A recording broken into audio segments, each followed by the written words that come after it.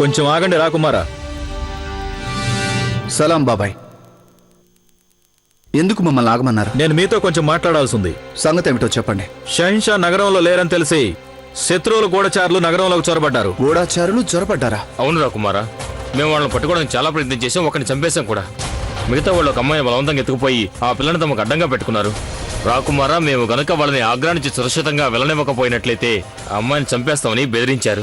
మేమంటూ ఉండగా ప్రజల్లో ఏ ఒక్కరికి ఎలాంటి హాని జరగనివ్వబోము. ఈ వ్యవహారం స్వయంగా మేమే చూసుకుంటాం. షెహన్షా ఇక్కడ లేనంత మాత్రాన ప్రజలకు భద్రత లేదు అనుకోకూడదు. అలా అనుకునే వాళ్ళు ఇలాంటి పనికి దిగి ఉంటారు. అందుకు వాళ్ళు తగిన ఫలితం అనుభవించాల్సిందే.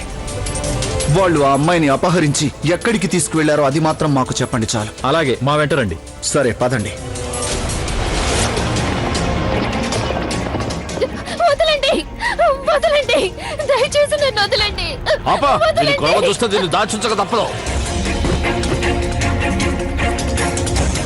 ఆ చోటిదేనా? అవును రాకుమారా. మీరంతా ఇక్కడే వేచి ఉండండి.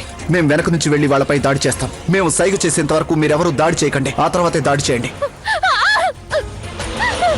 కాపాడండి, కాపాడండి, నన్ను రక్షించండి. పట్టుకోదండి.